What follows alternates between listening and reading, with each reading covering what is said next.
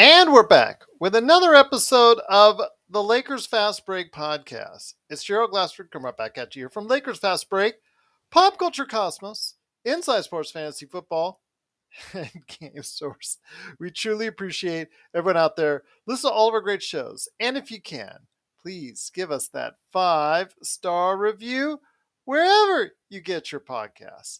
Plus, if you can like, share, subscribe, follow, or do anything that you can to support us right here at the Lakers Fast Break, Pop Culture Cosmos, Inside Sports Fantasy Football, Game Source, the great folks at LakersBall.com. Go ahead and check out Ox1947 today, complaining about the refs at LakersBall.com. Plus, also as well, the number one Lakers blogger that's out there, that is LakerTom, and you can find LakerTom today at Lakerholics.com. Plus, our good friend Jamie Sweet, he's got 5 things to say always at Lakerholics.com.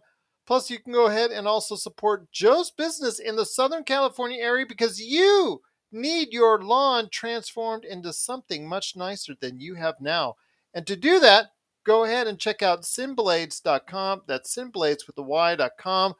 Plus, our good friends at the Hoopheads Podcast Network. If you can support them and give them a big shout out as well, that is sincerely appreciated. And don't forget, go ahead and subscribe below Sean Grice today. He's not a scary guy.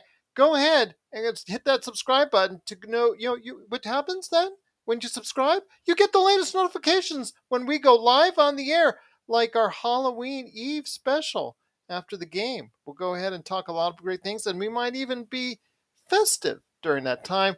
We'll go ahead and have that, but you won't get the notification unless you subscribe. So please go ahead and subscribe today on YouTube. We're so thankful for everybody that does subscribe, and we truly appreciate it. And keep going and supporting and doing all you can for us right here at the Lakers Fast Break Podcast. We're already starting in the chat. The world's best Lakers chat is already starting. That's how you do an open, Joe. Didn't think I remember, but you did a good job trying. You did a good job trying indeed. Once again, though, the Lakers, unfortunately, heading into Minnesota with the league's worst record at 0-4. Would they go ahead and be able to get out of the slump?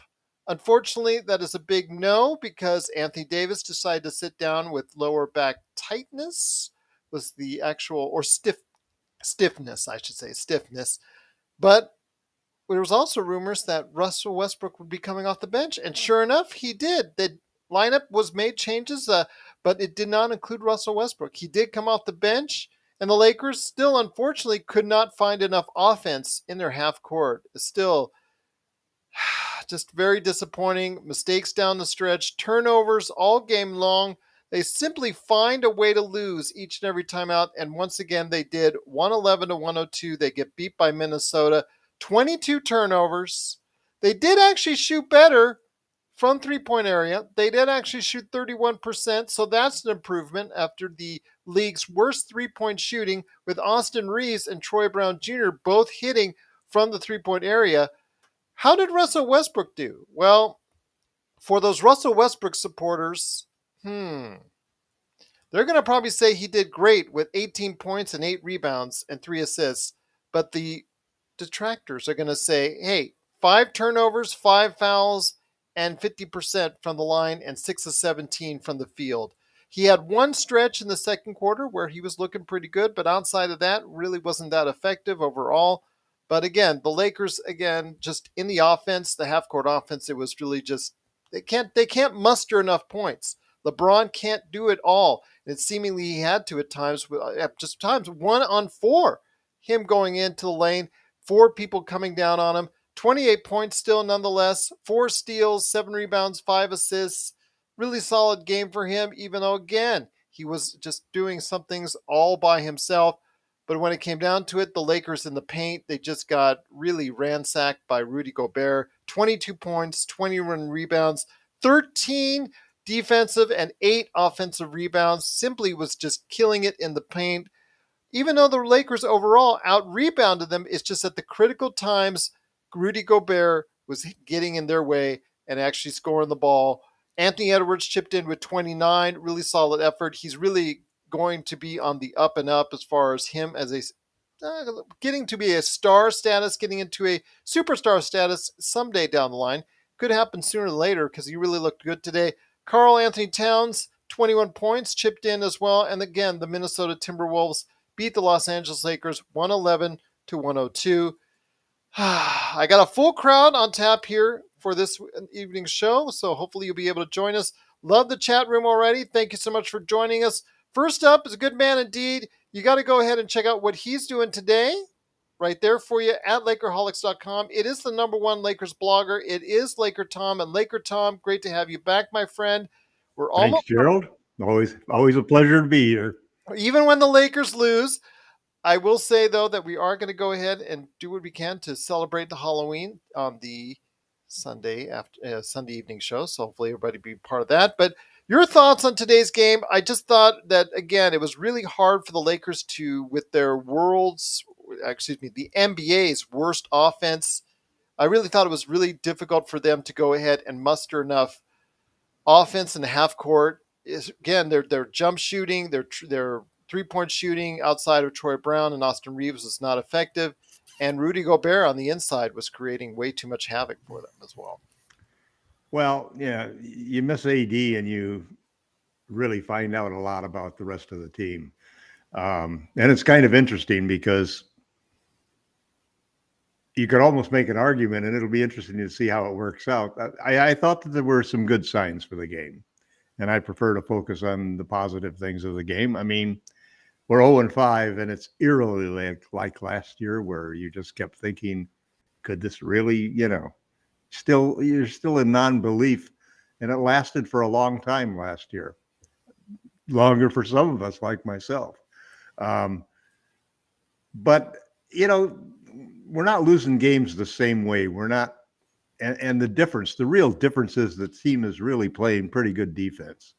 The truth of the matter is we're just not as good as the other teams talent-wise, especially when it comes to size and shooting. Those are our two weaknesses. And even though we won the rebounds and we won the points in the paint, our turnovers gave up 16 points in turnovers and then also 15-point differential and 3 points. And that's the game. But, when they say that defense will keep you in the game, they're absolutely correct. And the Lakers announcers made the other good point, which is that when your offense sucks, your defense just has to be perfect to give you any chance to win. And obviously our defense wasn't perfect. I mean, Ant-Man is for real. And if you don't have some people of at least the same size to battle with Rudy, he's going to dominate underneath there. Their experiment of the two of them together, I think, is looking good, and a lot of it depends on Ant-Man.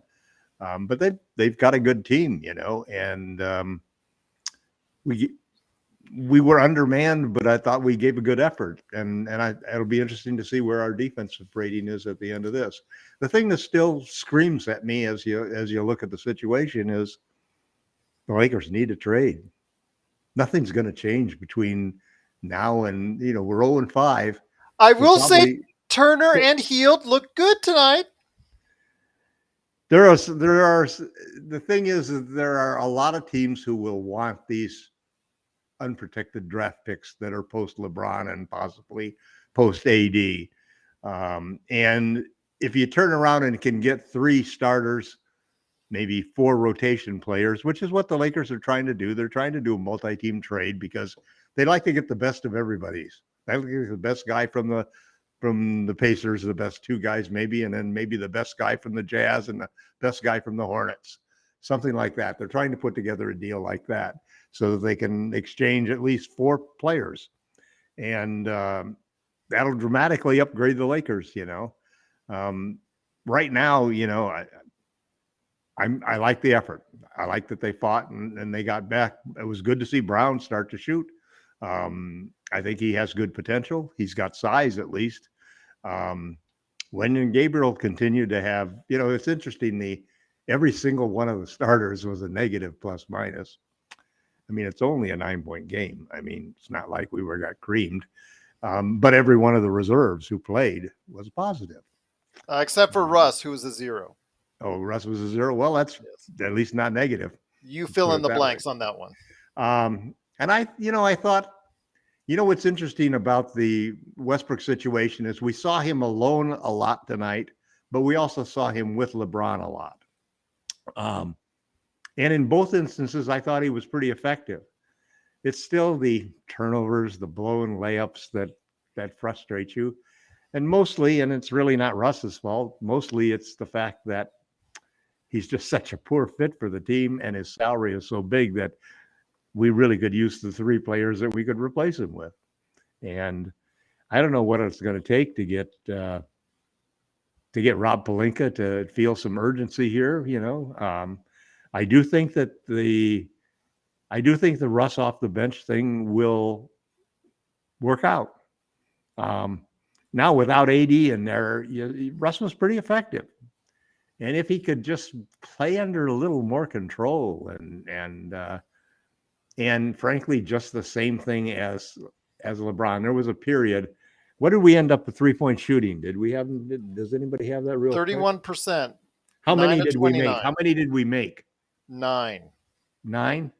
Okay, 9. so that we ended up making 3 then, because early in the fourth quarter, we had not made a 3 in the second half after shooting fairly well in the first half. And we were only down 9 points in the 3-pointer. So it's so hard to fight uphill like that. And when you say they're going to return to the mean doesn't really matter until you get to 50, 60 games. By then, you're going to have a lot of takes and makes. The Lakers need to trade. They need size. I think also too with AD, seeing AD who promised 82 games and has now missed his first game out of the 6. And seeing how we'd struggle against teams with size, I think a lot of that says that you have to, whatever you end up with in a trade has to go through. Part of it has to start with the Indiana Pacers and Miles Turner. We need size. We need size on defense, and we need a stretch center. Damian Jones should never be passed the ball unless he is standing all alone underneath the basket. I swear it was shades of Kwame Brown. You know it. I knew you were going to say that. I knew it's either you or Joe's going to say that. Well, any Laker fan who, as long as we have been Laker fans, would immediately see the similarities. And I like Damian, but man, it's just hands of rock. The fans were sort of behind Russ tonight, better than they've been before, even though he missed those 3s. But the whole arena was laughing when he dribbled the ball off his knee out of bounds at that last play. You hate to see that. Hopefully, there was a point in the game where he was playing so well. I was thinking that, that's just terrible, because Pelinka's probably thinking, hey, man, maybe this will work. I'll wait until maybe they'll want to trade Kyrie for another expiring contract. Maybe they'd rather buy Russ out for 47 and then Kyrie for 37 million, or something crazy like that. You never know. If Pelinka has not been on the phone, I think I would send somebody to his house to make sure he's alive, or the office, make sure he hasn't, had a heart attack or something, or is laying unconscious somewhere. Because this team, I don't know what the record was. I know that there were only 2 teams in history that had made the playoffs after starting at 0-4, and neither won a championship. The last time the Lakers started 0-4, they finished 17 win season. Now they're 0-5. The stats are going to be wonderful. First thing I'm going to do when I get off the air is go check Stat News and see what the latest is for that. It's got to be, how many games? It's not good, Tom. It's not good. Yeah, how many games behind? How many games under 500 do you have to be? What's the record that you're going to need to be able to even make the play-in tournament? You've got to at least win half your games, or pretty close to it. We'll be lucky to be 5-15 at the end of the first 20 games, if Pelinka actually goes through with the current strategy and and says he's going to wait till the end of November after Thanksgiving to make a move. I mean, what's going to change? Who could come on the scene in the next 30 days? It's really what it is, isn't it? Because we're almost done with October. So what new could be out there?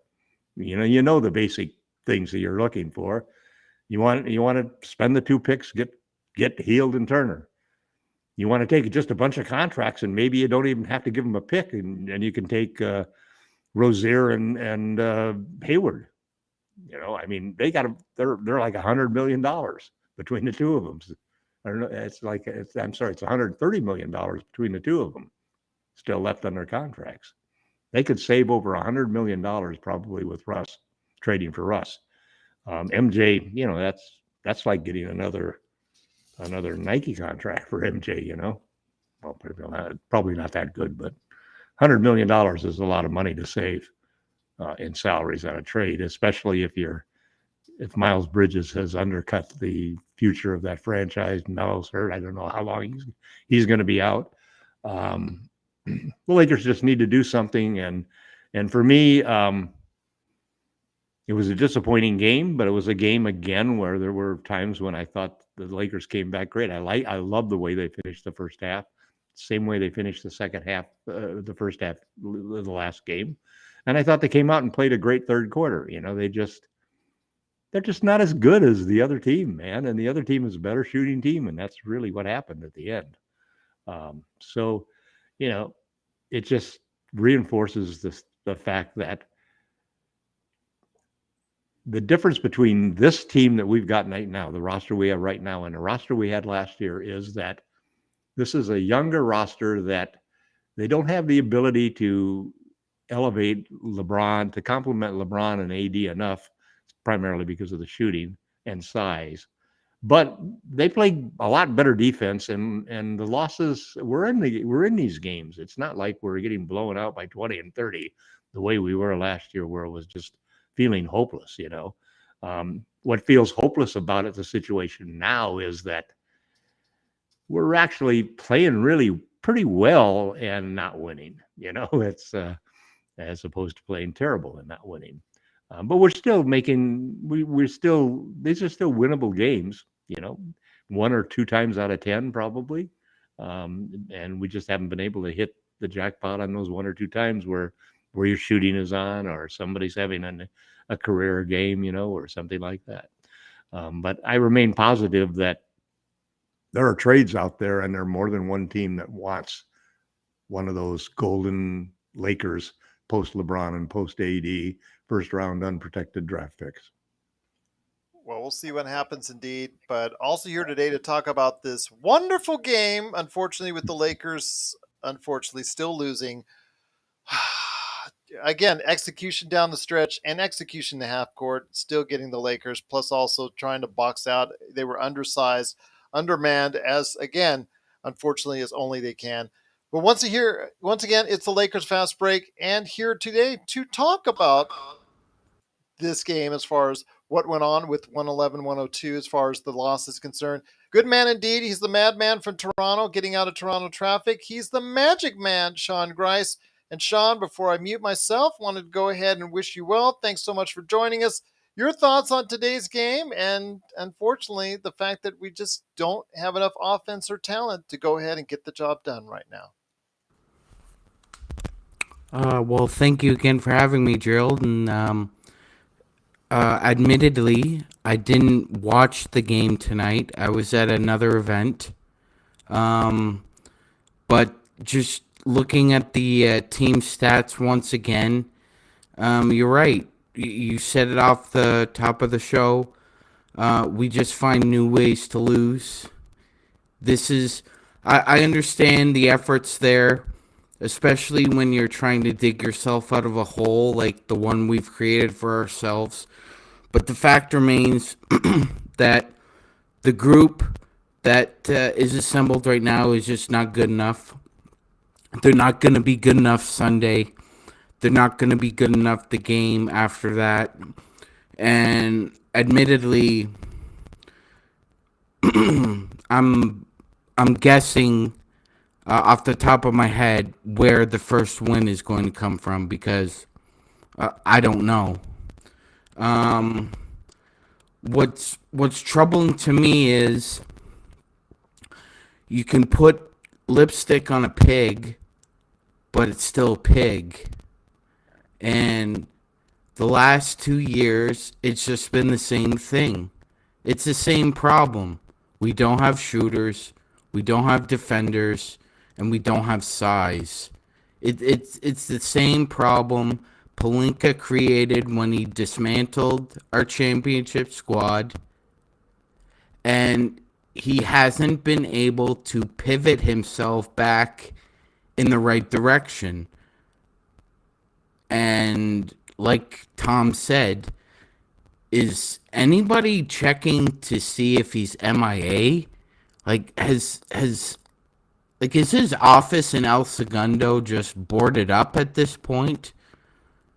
It seems to me that after Sunday, which, by the way, please, Jeannie, and please, Rob, don't literally, and I'm not trying to be funny here with a pun, don't rob Mr. Mikan of his honor on Sunday. It's well overdue. He deserves the night for himself. But after that, somebody has to come forward when they're 0-6 and put a face on this and take some responsibility.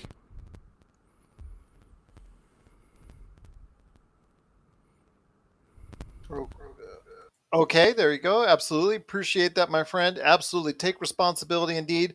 But also here to take responsibility for himself and his 5 things. A good man indeed. It is also Jamie Sweet. Jamie, great to have you here, my friend. Thanks so much again, Sean. Appreciate joining us, and Laker Tom. Also, I got Joe Soro on tap. You know he's got a lot to say, but first, it is Jamie Sweet. Of course, Yami Swoot, Mr. 5 Things. I guess Yami Swoot is caught on. Is it trending worldwide on Twitter as of yet? Listen, man, that's been going for a while. It's my lighting designer moniker. He's a Swedish-born lighting designer from Sweden. Okay, fair enough indeed. But your thoughts on the game? To me, again, it's just not being able to generate much in the half court, just not being able to shoot well enough. Just they are a losing team, and they're certainly playing up to that billing. Yeah, I mean, it's funny that MagicMan used the Ann Richards quote in his analysis, because I dropped that same quote in my Fiverr a couple days ago after the Denver game, which is you can put lipstick on a pig and call it I forget the name she calls it, but it's still a hog or some variation thereof. But Sean got it right. And look, the writing was on the wall after preseason last year, and people can talk themselves into anything. But if you're paying attention during preseason this season, paying attention to last season, this isn't a team that can execute in the half court. This team is grittier or guttier or plays harder, I guess, but without the skill or the talent to make it hold up in any meaningful way. And you're going to see that over and over and over again. We have a team of cast-offs. We have a team of afterthoughts and secondhand players, and they're all playing prominent roles. But these are the tools we had to work with. You can say it's not Russ's fault. It really isn't Russ's fault. It's not his fault that, he signed a huge contract in his next to last season in OKC, and that's the contract that he's still getting paid today. And, it's not his fault that he's a weird spot. He's a square wheel on a team that needs round wheels, or however you want to describe it. But it is everybody's fault for not figuring this out. And it's the person I've been blaming the most is Rob. He got an extension for the wonderful work he's done, and so this is going to go on for a while. I don't see Jeannie pulling the plug. I don't see Rob quitting. I wish he would. This team's going to be hard to watch this season. This team's going to be really hard to watch for 82 games. So people take a game or two off. Don't feel bad. It's really not worth your time. This is a bad team. It's a poorly thought out and poorly assembled team. And if the thought was, well, we can just make a trade and fix it, that's a bad strategy. You're relying on the generosity of another team. You're relying on the desirability of draft picks that are 5 and 7 years out, respectively. You're relying on the fact that it doesn't matter where we trade Russ; they're just going to buy him out anyway, and it doesn't matter. It'll all just get fixed with the trade. Is bad strategy, because the truth is it won't. It won't get fixed with the trade. You bring in Buddy Hield, bring in Miles Turner. Maybe one of them plays when the game is on the line tonight. Maybe it's probably Turner for defense, right? In our defense first culture between Vogel and Ham. What does that change? That still doesn't change the 6 other guys you're relying on, 5 other guys maybe, who can't put the ball in the basket, who can't make a fundamental lead the break pass, who can't do basic basketball things. They can do a basketball thing, maybe 2. There are no complete players on this team outside of Russ, AD, and LeBron. The rest are projects and guys who couldn't find a deal somewhere else. Last year, you had the ring chaser team, bunch of old guys who ran out of gas every single game. You saw it coming every single game. Other teams would step on the gas and just outspeed us, outplay us, outgun us. This year, we're stepping on the gas, but we're like a car. We're like, it's like a 15-year-old driver with their learner's permit. The car just kind of swerves all over the place and crashes into a wall. And then we go, wow, who saw that coming? Anybody who's ever seen a 15-year-old drive should see that coming. So, Rob's the wrong man for the job. He lucked into COVID-19, and that's where we're at. That's where this is at. We're at a bad place as a franchise, in my opinion, because I don't see a way out. Even if you make a trade, like let's just say in 2 weeks or a week or tomorrow. Let's say tomorrow. Let's just say for the sake of everybody, let's just say for tomorrow. Tomorrow we trade for Buddy Hield and Miles Turner. I don't see a third team getting involved for the number of assets that we have, which is not enough to involve a third team. It's not going to work. We lack the grease to make that kind of trade work. It's not going to happen. So now you're talking about 2 guys when you need 4 or 5, like Tom said. Tom's right. We're 4-ish guys short of a real basketball team, and we've seen it every single night. It's not like, this was a one-off or preseason was an aberration. I told you the depth on this team was horrible. Probably the worst in the league. I doubt anybody disagree with you. And I don't want to fault these guys for not trying. Tom's right. They played hard, and that's great. We saw the team kind of give up in games last season, and I consider that to be a more egregious offense for a professional athlete. But the fault isn't on the players, and I don't blame Ham either. He's trying to make a delicious sandwich out of turds and bucket lids. Nobody wants to eat a turd and bucket lid sandwich. Nobody. And it's not going to work on a basketball court. And so our turd and bucket lid sandwich is not going to do very well this whole season. Though they might win 20 games. I'm calling 20 games right now. With a trade, that maybe goes up to 25, 30. Still 3 games fewer than last season, and that's not the play-in. That's not the play-in. The play-in that LeBron ridiculed and is now banking his late-stage career on every season. And so this is why you don't anger the basketball gods. Point number 2. Don't anger the basketball gods. Don't try to tell people or don't try to pretend that this is working, Laker front office. Don't come out on media day and tell the fans what they deserve. The fans, well, like Sean said, or like Sean indicated, I'm waiting to see what happens on Sunday when they try. They're not going to say anything. They're not going to say anything. There will be nothing. They're not going to rain on the George Mikan parade. They're going to retire the jersey. The fans will boo. The fans will boo if Jeannie or Rob steps out on there. They won't. It won't be Jeannie or Rob. If anyone shows up. No, it'll be Magic or Kareem or Worthy or Ori or Derek Fisher.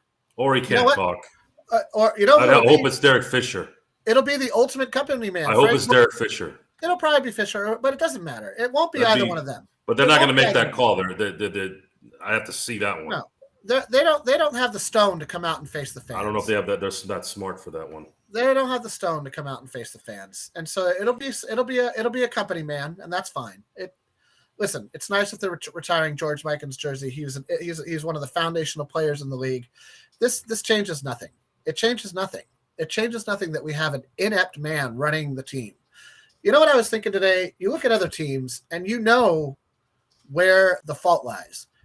Bob Myers is in charge of Golden State. There's no question about that. Sure, the LaCobb family pays the bills. Bob Myers has great communication with Steve Nash, and they run that team. There's no question about it. Sean Marks, for better or worse, is running the Brooklyn Nets. There's no question about it. Kevin Durant tried to pull a LeBron and be like, I think this kind of stuff should happen this summer. And look, it got shoved right back in his face. And that's how you should run a team. You shouldn't run a team like you're an agent, trying to make everybody happy, trying to get everybody their due. Make it work. Do your job. Wow. As you can tell, I'm pretty disgusted with the state of things right now. This team is pissing me off this year. Everybody who likes this team, who has been watching this team their whole freaking lives, deserves better. They deserve better than this. Well, I will say to USMC Semper Fi, he's usually not like this. He's usually the cheery one of the bunch, giving us those funny analogies. And look at him.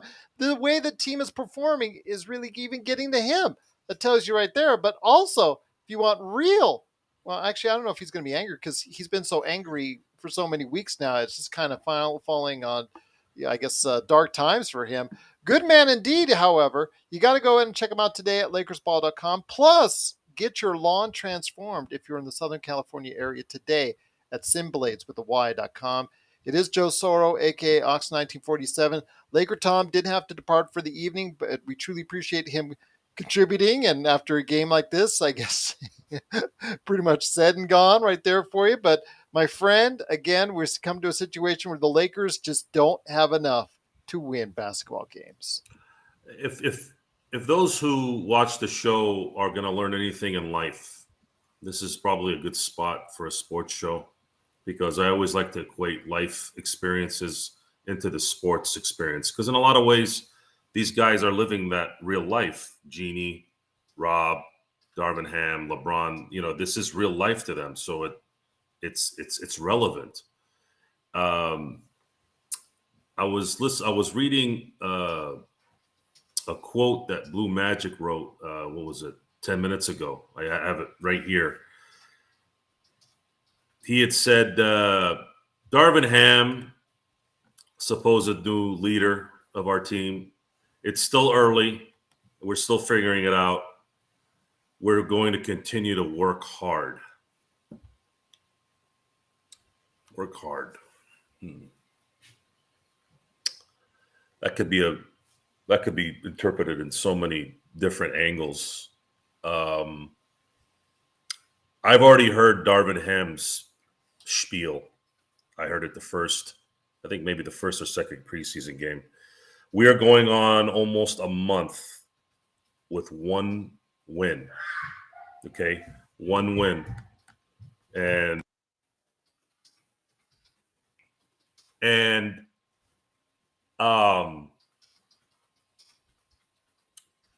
is it gonna take 0 and 20 before he starts panicking? Is he the type of guy that's gonna panic? Am I still on here, G? Yep, you're still on, my friend. You're good. I just wanted to make sure. So, it's. I'm trying to say this. I'm trying not to repeat myself here, so I'm gonna go with what I've assessed. Hey, we got another visitor. Oh, look who's here! Oh my gosh, Joe. They just never stop. What am I missing here? Sexchat69.site. Oh, he showed up. Oh, sorry, I was down in Blue Magic's thing. Yeah. Oh, how you doing, Sexchat69? Thanks for coming by. Yeah, thanks for coming by. Gotta go. Okay. Bye bye. Okay. So wait. Where are the hot girls? I don't even see them. Didn't even provide a link. Those guys are for catfishing. They're not hot girls. They're actually hot guys with beards.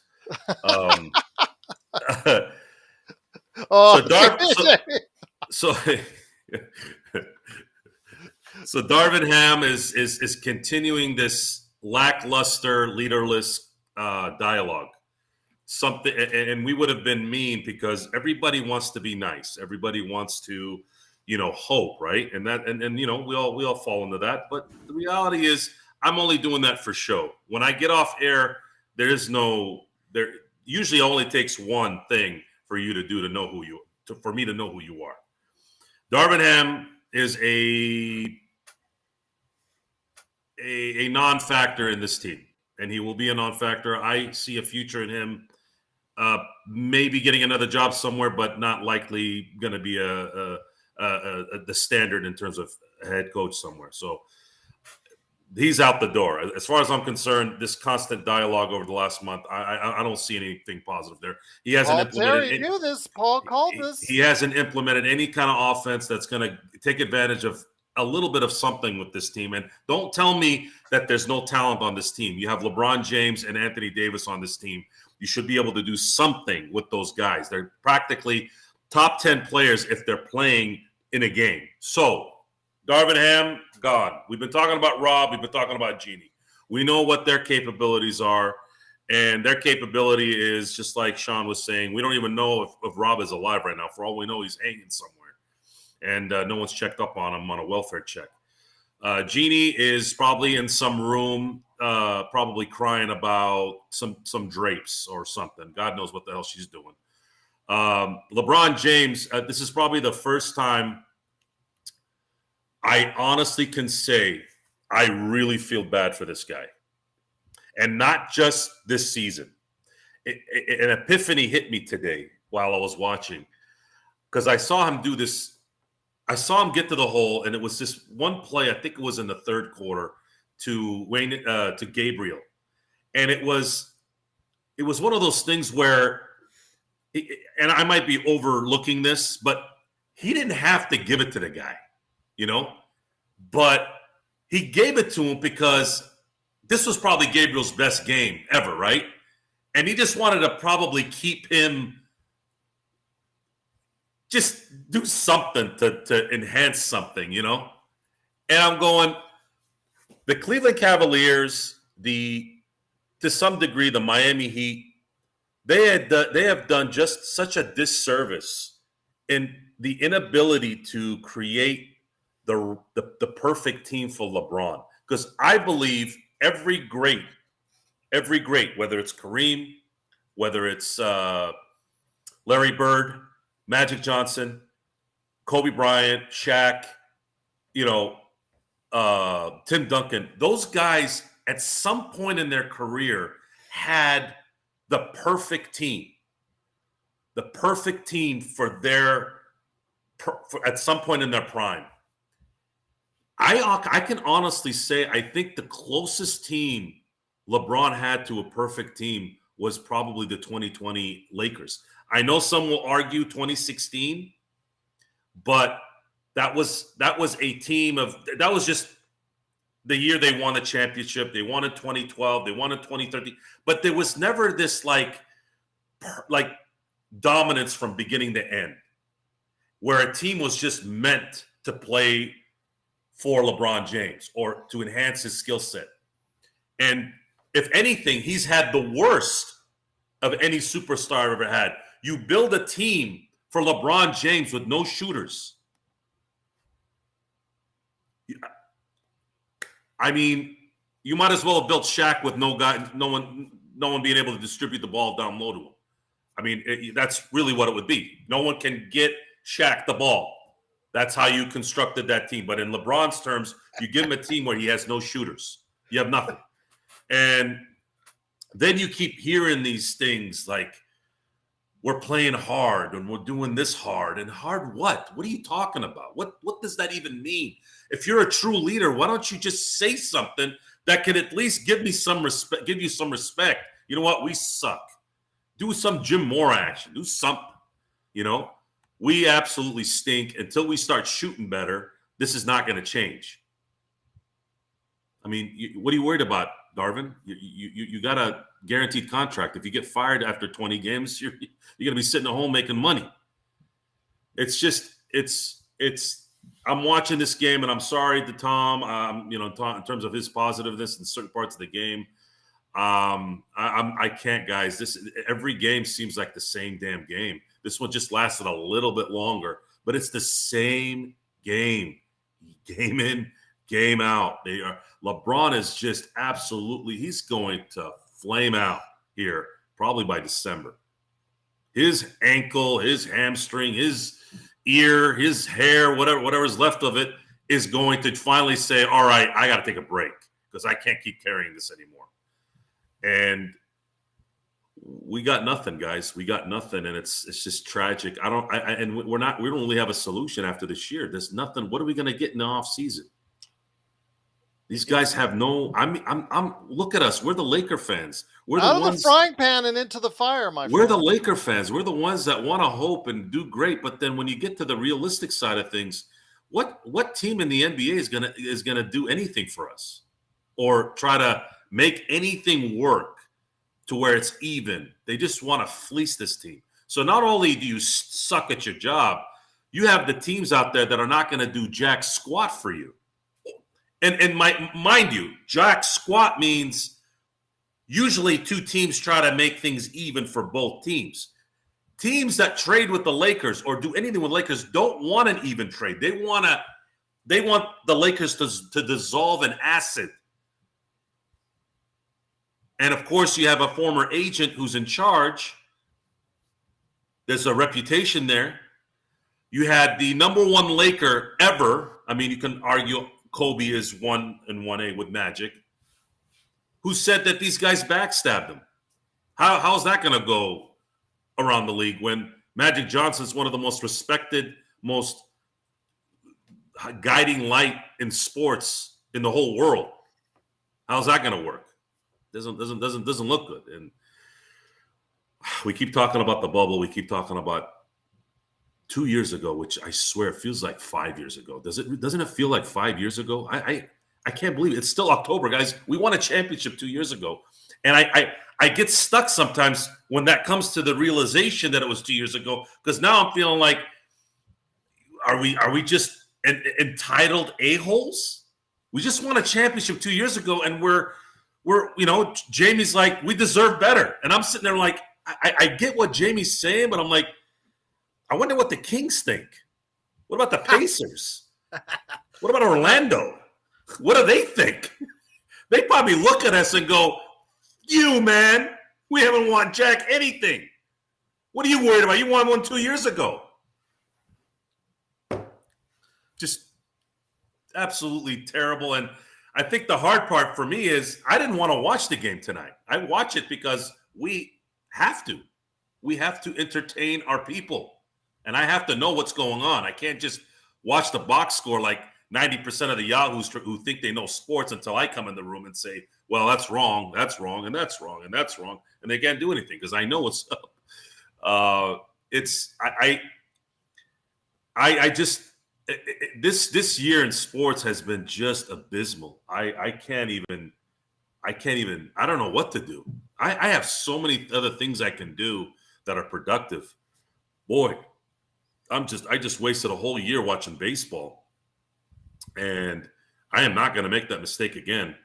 And if it wasn't for this show, I don't think I'd be catching these games on a regular. I have to tell you that right now. Well, I'll tell you what, I am thankful that you are still catching the games because we always love to hear your opinion, and the crowd also does as well. I do want to mention, as we continue the Lakers Fast Break, before we head on out and before we get the last thoughts from these guys before we head on out, because we are going to cut it down a little bit early, so I do apologize for that. Although, we go an hour long, which is still more than most of the Laker podcasts that are out there. So for us, this is kind of short, but thank you so much for watching and listening. If you haven't subscribed already, please go ahead and do so. It gives us all kind of love and support that we truly need.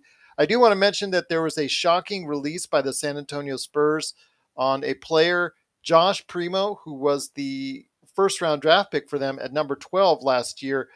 Unfortunately, he was waived today with still years on his contract. He actually had 2 years remaining on his contract. Unfortunately, he was waived, but I guess it was dealing with a previous trauma that he suffered. He made an official statement that's on Twitter. He's dealing with a lot of mental health issues, so dealing with a previous trauma that he suffered. So he's going to take time right now to go ahead and focus on that. So I wish him the best. I wish this young man, especially at 19, to already Hold on a be second. dealing. Hold on a second. Mental health issue. Do you really think that Popovich and the Spurs, being the class organization they are, just going to drop this guy because of some mental health issue? Well, Something he said happened here. something. He said he had a previous trauma.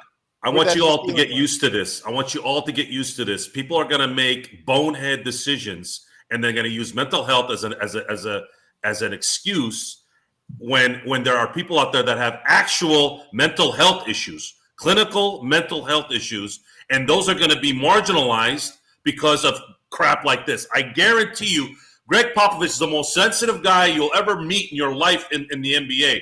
For them to drop him the way they did with his talent, something bad happened. This is not a mental health issue. Come on, man. This is ridiculous. He didn't specify the previous trauma that has been affecting him, so I don't know what that is. We don't know the whole story, so I want to at least give some type of first answer. Always, it's always that. Now, it's always that excuse. It can't be. Nah, never Well, it mind. must have been something serious for them to go ahead and again, they're eating 2 years of the next 2 They're years. eating talent. They just threw away talent. You don't do that. If he had done something that was, let's say detrimental to team policy, they would have traded him. But this is bad. Something happened bad. Might have been it might have been drugs. I think what BDA just mentioned it. If it was, meth or something, I guess that would make sense too. Again, maybe the real story will come out in the wash. We're not sure, but I just wanted to mention that because I know it's been all over Twitter today in regards to that. Primo probably pushed Pop or something. I thought it might have been a Pop issue. Maybe it is, maybe it isn't. We'll see. But I do want to go ahead and get actually Sean Grice in here. Sean, before we head on out, do you have any thoughts on this situation? Let me go ahead and mute everybody and let you go ahead and rock and roll on what your thoughts on this. And also, any thoughts on Russell Westbrook? Because again, 6 of 17, he had that one stretch in the second quarter where it started to look like his old self. Then at all the declining returns from there, unfortunately, there was not much left to offer for him as far as what was going on. And again, just not enough for LeBron to go ahead and get the game done and actually win the game outright. Yeah, just basically, look, I come from a military family. My brother's in the Canadian military right now. My grandfather and uncle served in World War II. My other uncle's in the Navy. It's a history, and it's a calling, and it's not for everybody. And normally when you hear the Heat culture, the Spurs culture, that's not a slogan. That they've actually built up a culture, and a lot of it is militaristic. You have to be of a certain temperament. You have to be of a certain demeanor. You have to carry yourself a certain way. And if you don't, or if you can't, you are exiled. Kawhi, here's what is preached with both of those teams. The team matters more than the individual. You hear that over and over again with both of those franchises. The team matters more than the individual. So if you're an individual and you feel different, i.e. Kawhi, you're exiled. Dennis Rodman, you're exiled. That's just the way it is. I'm with you, Gerald. I'm with Joe. It smells like a rat. When it smells, and I smell a rat too. There's something not quite right here. I think eventually it'll come to light. But I think with a team like this, they keep everything very close, very close to the vest. They don't really let things leak. I also wanted to just comment on Russell Westbrook and just the team overall right now. Our friend Richard has a comment here. This team is really bad and might have to blow it up. Look, I understand if some Lakers fans want to come to that perception that somehow because we see the inevitable, which is just pure anarchy, that if we just blow it up right now, that somehow it'll ease the situation. That's not an answer. This team is controlled. Its fate is controlled by the New Orleans Pelicans over the next 2 seasons. The Lakers aren't in a position to be incentivized to tank. That's not what the primary, secondary, tertiary objectives should be. They should be trying to win as many games as possible in order to try and derail the Pelicans' fate that they hold in the palm of your hands. But you're making it easier for them right now by playing so poorly. And you can't blow it up because right now, Anthony Davis is shooting less than 17% on jumpers. That includes mid-range and long distance. So basically from 16 feet out, he's shooting less than 20%. If you were going to trade Anthony Davis is the player where you could accumulate picks for. LeBron, not so much. A team isn't going to surrender an unprotected first-round pick for LeBron. I don't even think you could get one for him. Even though he's a legacy player and might have a lot in the tank, I don't think a team would give you an unprotected first for him. I think you could get one or two if Anthony Davis is playing at his optimal level, but he's not. And I've mentioned this before. If now is this time in his life where his athleticism has basically leveled out, then he is no longer a special player. That's what made him special. His ability to leap, his ability to recover, his ability to make an 18-footer about 50% of the time. If he cannot do those 3 things anymore on a consistent level, he's no longer a special player. And like somebody else had said, if he continues down this path, I don't think he'll be a starter in 3 years. I think he'll be relegated to the bench.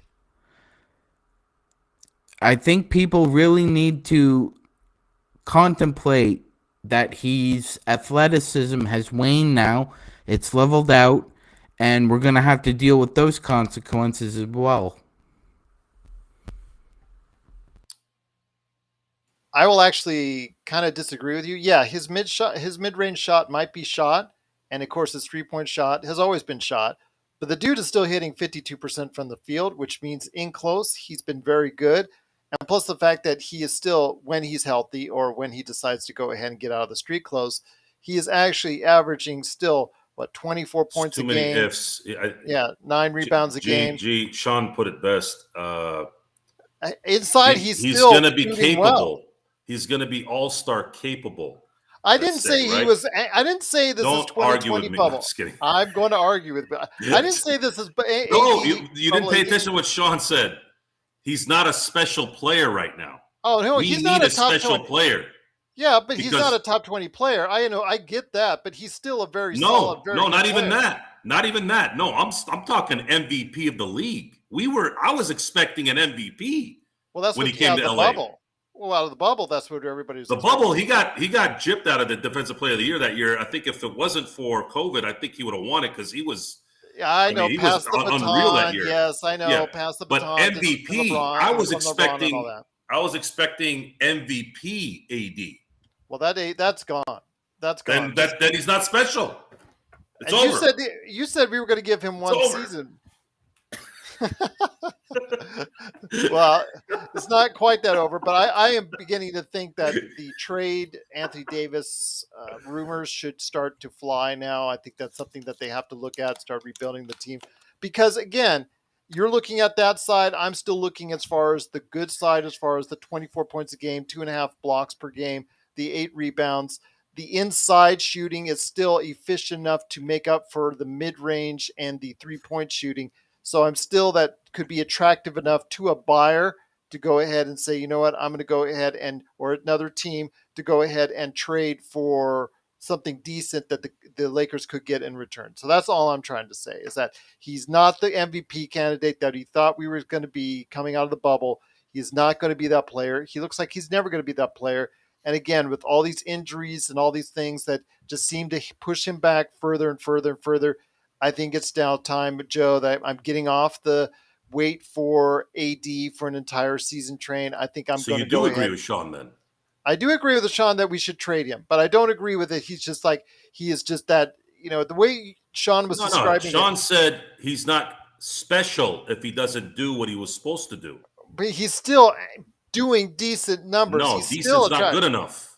I know, not for this Special. team. Not for this team. You're going to agree with me whether you like it or not. No, I am not going to agree with you 100%, but you're going to agree with me that he should be. No, I'm there you go. There you go. Just to our listening audience, just wanted to let you know, Joe and I have been throwing headsets right now. That's why everybody's laughing. But also you need to let them know that I think he should be traded. Tonight convinced me him not being there when they needed him the most. I think he needs to be traded, and just simple as that. I'm not going that far yet. I am. I just thought. And, sometimes that's why it's good to talk to other professionals like yourselves. I think the way the way Sean articulated the special part, it was like a click. It was like, yep. And I think LeBron could get you a first-round draft pick. I still think LeBron could get you. But he's not going to be traded because he's going after the scoring title. He's never going to be traded. He's never going to get traded. He's not. Just stop. Just stop. Lakers don't. Yeah, you have to be Shaq. It's already hard enough to watch the actual games, but when people come up with these ludicrous scenarios, he's not going to be traded. He's not going to be traded. This is worse than when there were people were saying Durant was coming to LA. I'm like, three things are true. LeBron's not getting traded as a Laker ever. They're never going to trade him. They want it, whatever. Unless he wants to. Unless he asks for it. Nope. I doubt even then, because they want that Laker jersey has to be next to that number in the record books. That's the end of that's what this is about for the next 3 seasons. That's what this is about. Unless somebody great shows up at the doorstep and is like, all right, we'll play for you guys for $30 million next year. And we're about to have we're going to have a lockout in 2 years. No, we're not. We're going to have there'll be a threat. There'll be a threat of a lockout, and there will be an agreement that there will be a hard cap in the NBA finally, and then that'll spread. That will pretty much kaput the old Laker way of building a team. Now you're going to need to either manage your free agent signing or draft studs. Welcome to the NFL. NBA is going to turn into the NFL. Already is. The parity is there. No one knows who's going to win the championship this year. That's not normal in the NBA, and it's been like that. But that's good for the NBA. I don't think it's good for the NBA, and I'll tell you why. Dynasties made the NBA. Teams made the NFL. This is a different sport. You need superstars. Dynasties, Jordan, Magic, Kareem, Bird, Kobe, Duncan. These are the guys that brought up the NBA, not Chauncey Billups and the Detroit Pistons. Okay? Not that 1 year where Dwayne Wade won in 06 or Dirk in 11. No. But now's the guys time that move the needle. Superstars. The guys that move the needle are Steph Curry and the Warriors. Look what they did, right? These are the guys that move it in the NBA. I think it's a giant mistake, but it's going to happen. I think it's a giant mistake that they've made it difficult for teams because of all the it's just too much. People are constantly not just sticking with certain things. One little thing swerves this way, they got to adjust with it. Why don't you just let it be on certain things? Let it be. Why do you have to change everything every time someone complains? Back in the 90s, you guys are going to agree with me here for sure, especially you, Gerald. See that? Mine's bigger than yours. Okay? In the 90s, they used to say, when they were fighting, they were like, these guys are fighting. Why are these guys fighting? This is not a street fight. And then 20 years later, you cough on someone and it's a technical two. Why is the NBA soft? Well, you a-holes were complaining in the 90s when Derek Harper was throwing the Miami Heat players all over the place. And now look at this. Now you throw somebody now, you're going to play baseball. You're not going to play basketball anymore. That's the Joe we all know and love. Sean, I know you want to add something in here, so let me mute everybody and we'll get you going on it. And then go ahead and then Jamie and Joe will share their final thoughts before we head on out. Well, Joe, man, he hit a lot of points there, and we only got about a few minutes here, so I can only go with one of them. I agree with him. The hard cap's coming. There's no question about that. It's going to be a reality, whether the PA likes it or not. Unfortunately, in the past, I've been involved in union negotiations, and let me tell you something. Usually, all it takes is one anomalous case to kind of tip the scales to favor one side over the other. And the NBA has 3 right now. They've got the Ben Simmons situation. They have the James Harden situation. And they also have the Kyrie situation. The owners have 3 legitimate grievances here that they can hold against the PA. And the PA is kind of over a barrel here because, one, Simmons settled with the 76ers. So that's really not going to... They don't get any brownie points for that in negotiations, especially if there's an arbiter involved. 2, Harden played games with 3 franchises, and now the Brooklyn Nets have to basically pray to the gods that somehow they avoid a situation like the Lakers. But, of course, they're facing down the barrel in about a year or two. The same exact situation. 3, Kyrie. Kyrie decides whether he's going to play or not based on, I don't know, the wind, what his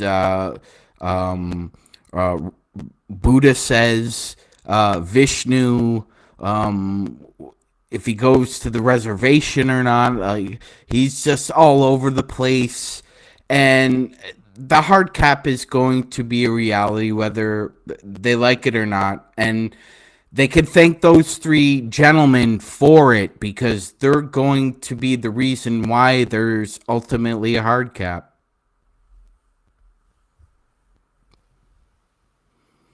Thank you so much, Sean. I appreciate it, as always.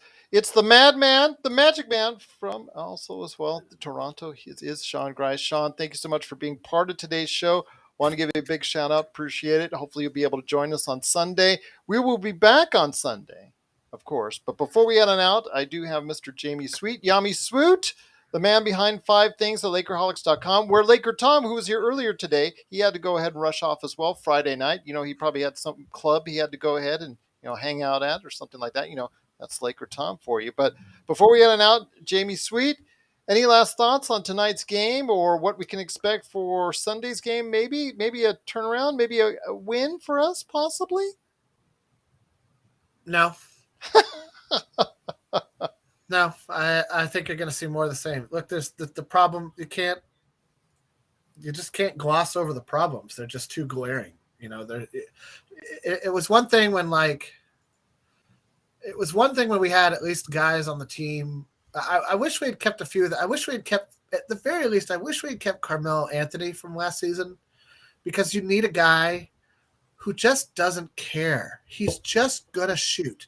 And Patrick Beverley is like that on defense, but you watch these guys, you watch Russ and LeBron collapse the defense over and over and over, and they kick it out to a guy who's got daylight, and that guy does this. And starts to, I don't want to shoot it. I'm not shooting well.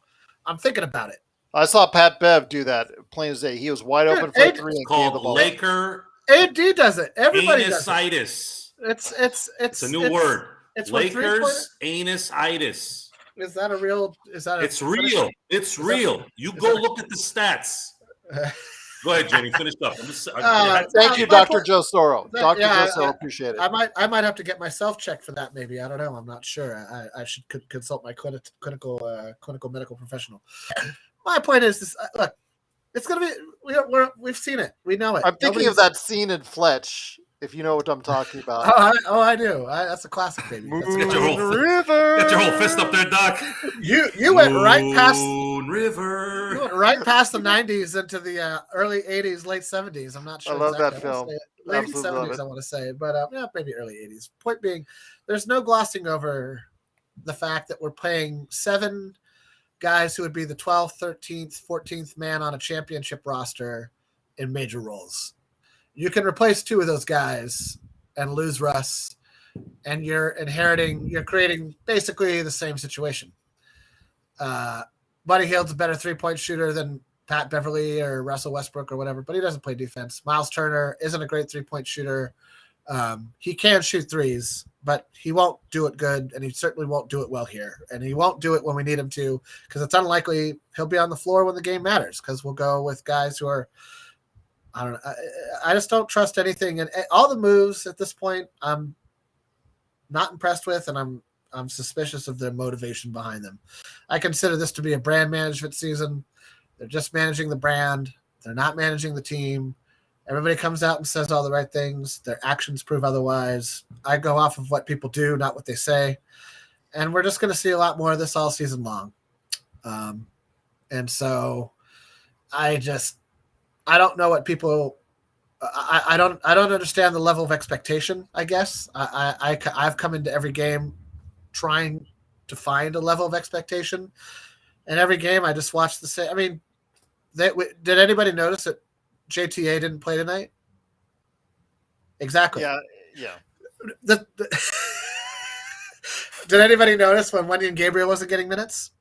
No, it doesn't matter. We've got nobody on the team outside of LeBron and AD, and I was just making a list of guys who I consider to be better than AD. I got to 10 pretty quickly, and I went past 10. I can get to 20. I just said I might be able to get to 20. I mean, he's got get to 20. I think we could get to 20. So if you don't have a top 20 guy next to LeBron for that amount of money, and Russ isn't on that list either, by the way. So you got 2 guys. I could get to 100. No, maybe come on. 2. No, now you're just all right, Gerald. Come now on, you're really? and you're taking up your own time. You're the one who's got somewhere to go. You're the one who's got a time constraint. All right, fair enough. See, now I got to start all over. So anyway, when I was 12, I wanted to. Anyway, yeah, hold on. Let's all do this to Gerald. Come on, Gerald. Anyway, my point is that don't. It's like by the time I got to the 3rd Star Wars movie, the prequels, the 3 that Lucas directed, I went in with negative expectation, and I enjoyed the movie a lot. And so I would just recommend to everybody this season, expect to lose, and then be happily surprised should that not come to pass. Joe, any last thoughts before we head on out? This was, again, another disappointing performance, and hopefully that the Lakers can turn around on Sunday, but we're starting to lose a little hope here from what I'm hearing. What happened tonight happened, and I'm happy it did on the show. We talked about some relevant information instead of the lousy trash bin of a team that the Lakers are. And I have to say, first of all, between Sean's special comment about AD hitting it out of the park with a grand slam and Jamie getting angry, this is probably the best show I've ever been on. Sometimes that's all it takes. And then, of course, Gerald. Yeah. I get the fingers. I get the fingers. The show. But I get the fingers. I get the fingers pointed. It's Rob Van Dam time. Yes. It's Gerald Van Dam time. I think Dam. you just need to change your name to Gerald Van Dam. Oh my gosh. I got to change it to something. That's for sure. But it is the Lakers fast break. Once again, the Lakers do fall in Minnesota 111-102. We will be back for more pain on Halloween's Eve. That's right. Sunday, we're going to be back right after the game. The game is going to be 6:30 p.m. It's a home game against Denver, so please go ahead and join us for that. It is the Lakers Fast Break. Truly appreciate you watching and listening. Once again, the Lakers do play Denver at home at 6:30. Will their fortunes change? We'll find out. We'll wait and see. If you have any questions for us, always at Lakers Fast Break on Twitter, LakersFastBreak at yahoo.com. Plus, also as well, you can go ahead and put your comments even after we go off the air. We do try to answer them between Joe, Sean, myself, and Jamie. We try to go ahead and check it out. Blue Magic and Petting My Cat are already predicting 0-6, and I'm not going to go against those predictions, that's for sure. And I'm here in Vegas, so there's no way I'm going to do that. But we do want to go ahead and make sure you go ahead and check. Yeah, Paul, we were waiting for you. We were waiting for you to go ahead and join us. We were actually mentioned you earlier this evening. We knew you were here. We knew you were going to go ahead and tell us to fire Ham, and we're not exactly disagreeing with you at this point because fiery. Yep, absolutely. Fiery indeed. But once again, it's the Lakers Fast Break. Please go ahead and join us for our Halloween Eve special after the game on Sunday. Going to be around 9 p.m. Pacific, so hopefully even people on the East Coast will go ahead and check us out. It'll be the fun time. Oh, there you go. Scary. He's already getting into the Halloween spirit. Joe, have you decided on a costume for Sunday's show? No. Okay. I'm 44 years old. What are you talking about? It's part of the fun, my friend. Fun. This guy. Fun. What do I lose a tooth? I get money under my pillow now, or what? What's going on here? I'm a grown ass man. I don't get dressed up. It's called team participation. Oh, I'm all about team, but I'm no. Okay. Well, I'm going to try to see if some of us other individuals at the Lakers Fast Break might be in some type of costume, hopefully on Sunday.